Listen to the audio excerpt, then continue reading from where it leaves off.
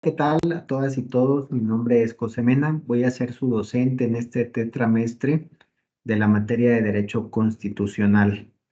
El día de hoy vamos a tocar aspectos muy relevantes dentro de su materia, que precisamente lo que nos atiende es lo que estamos viendo en pantalla, que es la Constitución.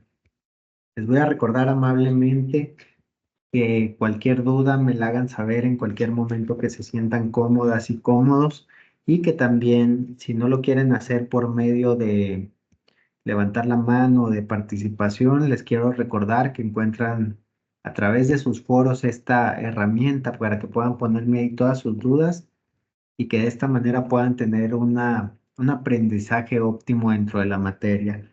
También les recuerdo que va a haber foros de discusión que se van a tomar en cuenta para que de una manera armónica, junto con lo aprendido en clase, puedan obtener su evaluación final. Sin más que decir, el aspecto principal que vamos a ver hoy es una introducción a la Constitución, a nuestra Carta Magna, nuestro ordenamiento jurídico, del cual emanan todas las demás leyes, decretos y reglamentos. Dentro de los tres aspectos fundamentales que vamos a tocar hoy va a ser la definición de qué es Constitución, la importancia de la Constitución, la estructura general de la Constitución mexicana. Y pues bien, la Constitución es un conjunto de normas fundamentales que establecen la organización, funcionamiento y limitaciones del poder del Estado. O en otras palabras o en términos generales, la Constitución sirve como la ley suprema que va a regir el país y es la base de todo el sistema jurídico. La Constitución mexicana, promulgada en el 5 de febrero de 1917, no solo define la estructura del gobierno, sino que también establece los derechos y deberes de los ciudadanos. La estructura general de la Constitución mexicana incluye el preámbulo, los títulos y capítulos que se detallan con los derechos fundamentales, las garantías individuales, la división de poderes y las reformas constitucionales. Es decir, dentro de este libro vamos a encontrar todo este conjunto que no solamente son normas de derechos fundamentales, sino precisamente todos aquellos principios de los cuales va a emanar el derecho que nos rige como país. ¿Qué derecho? Pues bien, el derecho a nivel entidad federativa, como lo pudiera ser el Código Penal. También podemos encontrar principios que aplican a la Ley Federal del Trabajo, a otras normas de carácter general, a reglamentos municipales, etcétera. Recordemos por estas nociones básicas de derecho que existe una jerarquía de normas.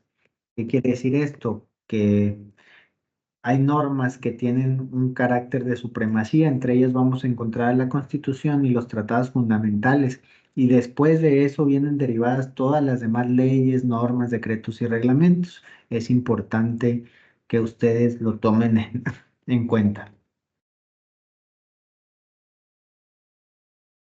Es importante hablar un poco acerca de la historia de la Constitución mexicana.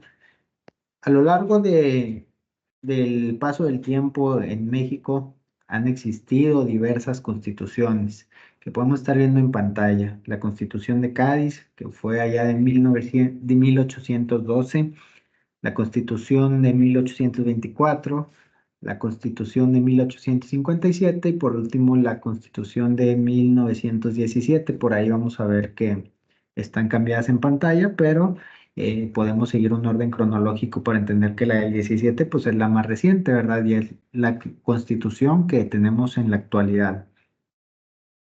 Les quiero comentar que la historia constitucional de México es algo rico y complejo, es algo que tiene que verse en esta materia porque es importante que conozcamos qué fue lo que nos llevó con el paso del tiempo a trascender precisamente de ese cambio de la Constitución de Cádiz de 1812 hasta la Constitución que tenemos en la actualidad. La Constitución de Cádiz de 1812, aunque no fue exclusivamente mexicana por los procesos históricos que se estaban viviendo en aquellos años, sí influyó en los ideales constitucionales del país. Posteriormente, la Constitución de 1824 estableció un gobierno federalista.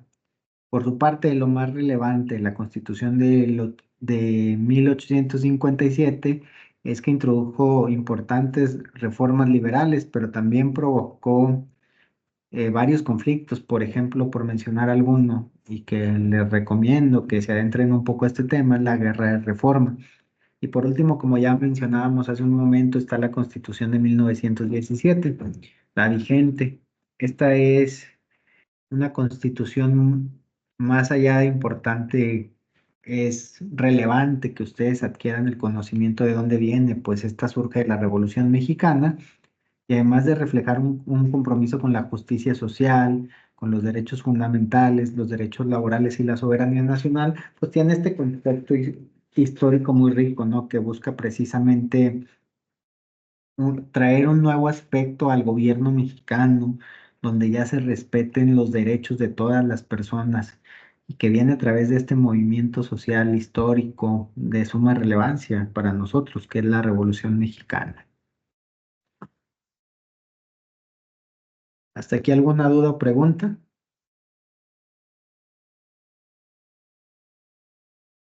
¿No? Continuamos.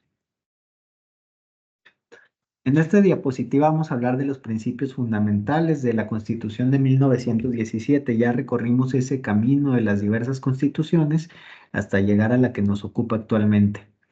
Vamos a hablar de qué hay en esta Constitución. Van a ver los puntos más importantes en pantalla, que es la soberanía nacional, la división de poderes, el federalismo y los derechos fundamentales. Esta Constitución se basa en varios principios fundamentales. ¿Qué es la soberanía nacional? Pues va a implicar que el poder reside sobre el pueblo, que reside sobre el pueblo y y que todas las autoridades emanan de este. La soberanía nacional además es esta parte importante de entender que como ente federativo no va a venir un gobierno extranjero a podernos decir qué vamos a hacer dentro de nuestro país, es precisamente el poder tener esta capacidad como ente estatal de poder tomar nuestras propias decisiones en cuanto a gobierno refiere. La división de poderes asegura que el gobierno se organice en tres bloques: el poder ejecutivo, el poder legislativo y el poder judicial, entendiendo el poder ejecutivo como el presidente de la nación, el poder legislativo, precisamente a quien se encarga de promulgar estas leyes, como lo es el Congreso de la Unión, el cual se encuentra dividido entre la Cámara de Diputados y la Cámara de Senadores, y el Poder Judicial, que es precisamente quien se encarga de la aplicación de las leyes. ¿Quién pudiera ser? Les voy a poner un ejemplo: los jueces, las juezas, que precisamente se encargan de esta impartición de la justicia. Cada uno tiene sus propias funciones y limitaciones.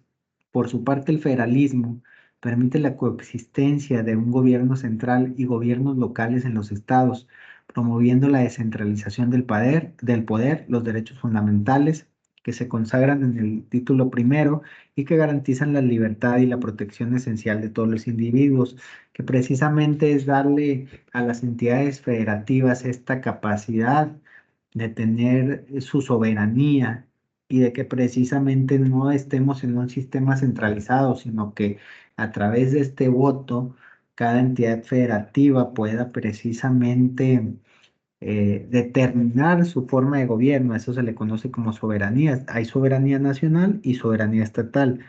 Es decir, los estados responden a la federación, pero siempre y cuando se respete su soberanía. Y por su parte, recordemos que la soberanía nacional es no permitir la injerencia de un país extranjero en la toma de decisiones de nuestro país.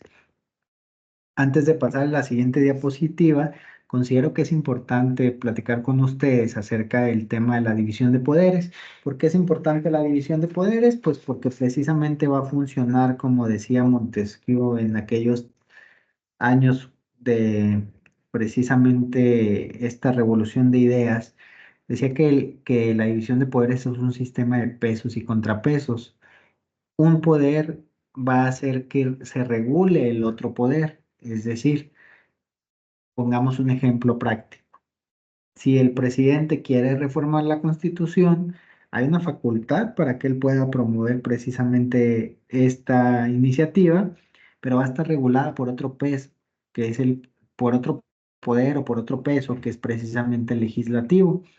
Así podemos tener un perfecto equilibrio entre un poder y el otro, porque uno no puede hacer lo que quiera sin la aprobación del otro precisamente.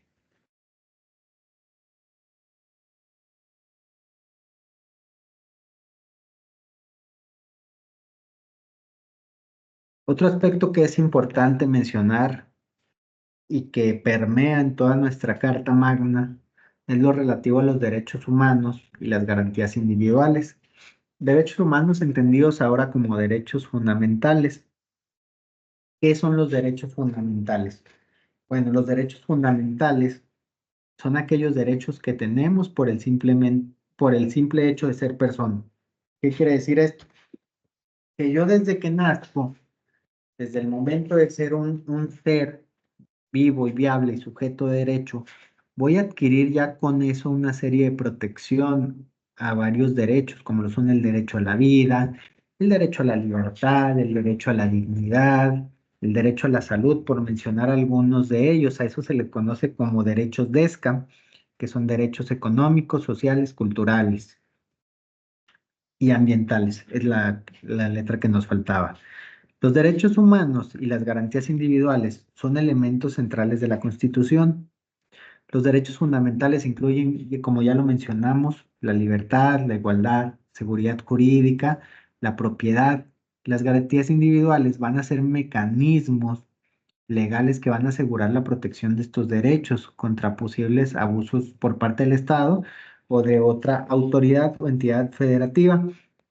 La Constitución también establece procedimientos para proteger estos derechos fundamentales.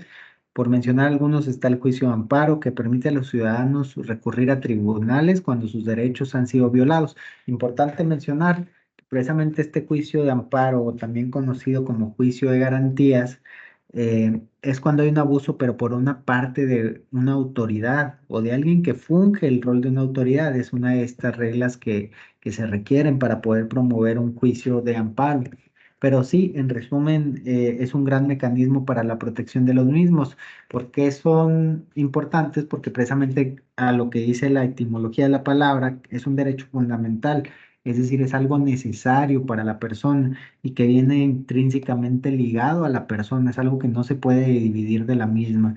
Por eso es importante que entendamos por qué nos sirven los derechos fundamentales o qué son más bien los derechos fundamentales para que podamos conocerlos y tener el acceso a los mismos, los cuales claro que vienen regulados en la Carta Magna, porque vuelvo a ser redundante, la Carta Magna es precisamente ese libro que va a conferir a todos los demás ordenamientos jurídicos su razón de ser o los principios de los cuales emana.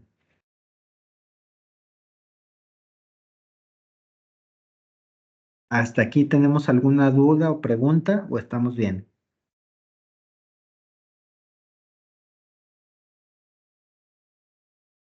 Bien, les hago un atento recordatorio que cualquier duda que vayan teniendo relativo a la materia, con todo gusto los vamos a poder atender dentro de la plataforma. También va a poder atenderse a través de los foros de discusión. El chiste es que ustedes puedan sentirse cómodas, puedan sentirse cómodos y sobre todo que puedan adquirir este conocimiento que les va a ser útil dentro de su profesión. Este tema es un tema base y es un tema que tiene que ser como una raíz de un árbol y tiene que estar sólido para que ustedes puedan conocer el derecho constitucional y de ahí las ramas que se derivan para cuando ustedes quieran especializarse. Continuemos con el tema que es precisamente la reforma constitucional, los procedimientos de reforma, las limitaciones a las reformas y la importancia de las reformas.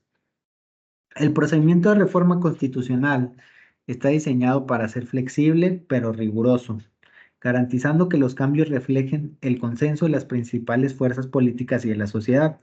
Para reformar la Constitución se requiere la aprobación de 2/3 del Congreso de la Unión y la mayoría de las legislaturas estatales.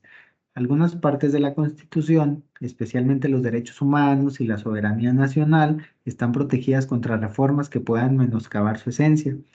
Las reformas, ¿por qué son importantes? Pues son cruciales para poder adaptar la Constitución a las nuevas realidades sociales, económicas y políticas, permitiendo su evolución sin perder su carácter de fundamental. Pues bien, ¿qué es importante tocar de estos temas? El tema de que precisamente la ley se va adaptando al paso del tiempo.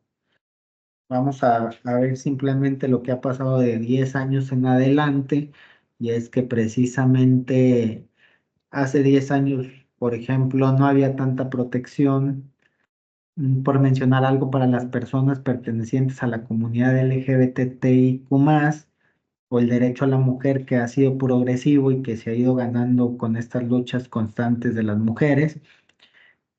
Y esto ha generado, por ejemplo, cambios que vienen desde nuestra Carta Magna, cambios significativos e importantes. Es importante mencionar que esto ha sido a través de un contexto diferente, un contexto cultural e histórico a estos cambios que estamos viviendo, y que precisamente de ahí derivan estos cambios legislativos.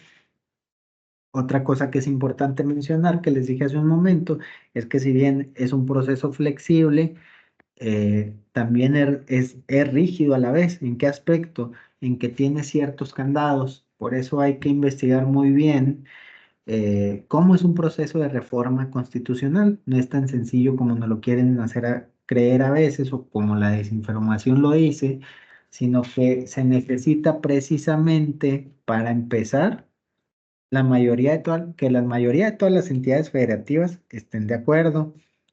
¿A qué se refiere esto? A que la mayoría de estados tienen que estar aprobando ese cambio dentro de la Constitución.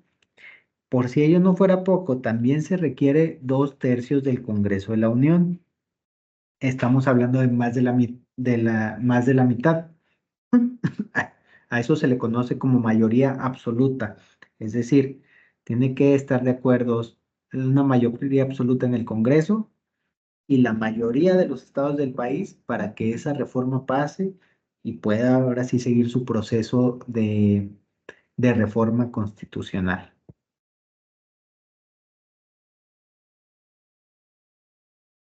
Hace un momento mencionábamos el juicio de amparo y también los medios de control constitucional. Vamos a hablar ahorita de manera breve de ello. Les recomiendo que sigan a la página de la Suprema Corte de Justicia de la Nación, donde hay debates muy enriquecedores relativos a estos temas y que les van a ser de utilidad, y que por supuesto pueden complementar lo que están viendo en sus diversas clases de derecho. Pues bien, el juicio de amparo es un mecanismo legal que tiene como finalidad proteger a los ciudadanos contra actos de autoridad. ¿Qué actos de autoridad? Pues aquellos que van a violar o vulnerar sus derechos fundamentales y constitucionales. Es una herramienta esencial para el control de la constitucionalidad y para garantizar también la supremacía de la Constitución. Por otro lado, el control de constitucionalidad se va a referir a aquellos procedimientos y mecanismos a través de los cuales se asegura que las leyes y actos del gobierno estén aparejadas a lo que busca la Constitución, a la esencia de la Constitución. Y por último, en esta diapositiva vamos a ver el papel de la Suprema Corte de Justicia. ¿Cuál es el papel que desempeña? Pues es uno de suma importancia, porque precisamente es quien va a resolver estas controversias constitucionales, emitiendo interpretaciones vinculantes a la ley. ¿Para qué nos sirve la Suprema Corte? Hay que entender primero que es el órgano máximo en cuanto a justicia se refiere, y en cuanto a interpretación de las normas se refiere. Por eso es que precisamente hay un proceso riguroso para la selección de las y los ministros que conforman la Suprema Corte de Justicia. Ellos van a ver el espíritu de la ley, es decir, qué quiere decir la norma. Cuando hay una controversia, la Suprema Corte la analiza y emite jurisprudencia, que la jurisprudencia es precisamente, en pocas palabras, la interpretación que la Suprema Corte le va a estar dando a todas las normas jurídicas. ¿Y qué va a pasar con esto? Que como esta Suprema Corte es el órgano máximo, los demás órganos judiciales tienen que adoptar ese criterio cuando es obligatorio, cuando es, por ejemplo, por el Pleno de la Suprema Corte, es decir, por la primera sala, que se emite jurisprudencia, esta tiene carácter obligatorio para todas las entidades judiciales de la Federación. Hace un momento les mencionaba que había ciertos derechos contenidos en la Constitución. Mencionábamos los sociales y los económicos de los DESCA. ¿Se acuerdan que dijimos? Derechos económicos, sociales, culturales y ambientales. Los DESCA, pueden aprenderse ese acrónimo. ¿Cuáles son algunos de ellos? Pues el derecho al trabajo, a la educación, a la salud y a la vivienda. La Constitución mexicana incluye una serie de derechos sociales y económicos que reflejan el compromiso del país con la justicia social. El derecho al trabajo garantiza las condiciones dignas y justas para los trabajadores. El derecho a la educación va a establecer esta obligatoriedad y gratuidad en la educación básica. El derecho a la salud va a asegurar el acceso a servicios médicos y sanidad. El derecho a la vivienda busca proporcionar un hogar adecuado para todas y todos los ciudadanos. Y estos derechos son esenciales para el bienestar y desarrollo de la sociedad mexicana. Entendamos que a estos derechos se les conocen como de una nueva corriente, es decir, son derechos nuevos, son derechos que se acaban de promulgar a rango constitucional hace poco y que son precisamente, o sea, busca este rango constitucional garantizar estos aspectos básicos o mínimos vitales, como se les conocen, que recordemos que a final de cuentas la finalidad o lo que se busca es el bien común, garantizando estos mínimos vitales de todas las personas. ¿Dudas hasta aquí o preguntas? Continuamos. El siguiente tema son los principios de justicia y de legalidad. El principio de legalidad establece que todas las acciones del gobierno tienen que estar forzosamente basadas en la ley, garantizando la transparencia y la responsabilidad. Y el principio de igualdad ante la ley asegura que todos los ciudadanos reciban el mismo trato y protección bajo la ley, sin discriminación alguna. Por otro lado, el principio de justicia es fundamental para el orden constitucional y se refleja en la protección de los derechos fundamentales y las garantías de todas las personas, así como la imparcialidad y eficiencia en el sistema judicial. ¿Qué es lo más importante del principio de legalidad? Considero que con lo que nos tenemos que quedar del principio de legalidad es lo siguiente, y les recomiendo que lo apunten porque es un tema relevante. El principio de legalidad establece que la autoridad solo puede hacer lo que la ley expresamente le confiere. ¿A qué nos referimos?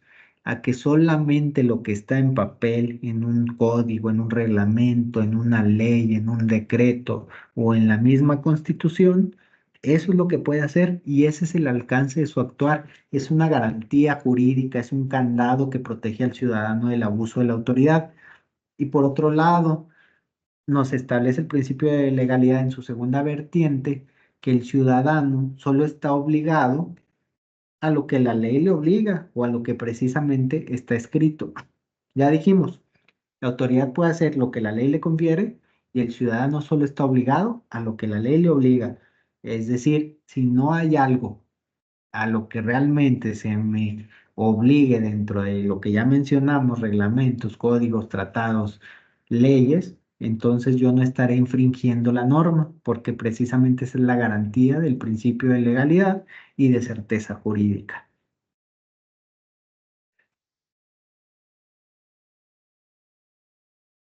Para concluir, la Constitución no solamente es un documento legal, sino que es una guía viva que va a influir en todos los aspectos de la vida diaria de los ciudadanos.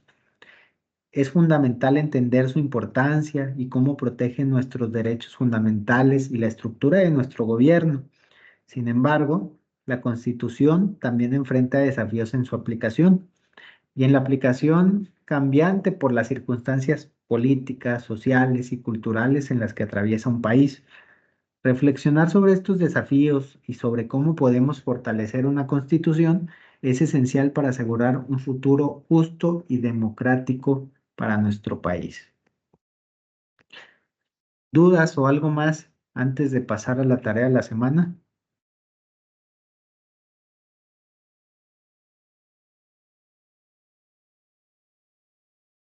Creo que no. Entonces, vamos a hablar de la tarea de la semana. Van a tener que hacer una actividad que es un mapa conceptual. ¿Cuál va a ser el tema? Pues la Constitución mexicana. Yo creo que es el tema más relevante de esta materia.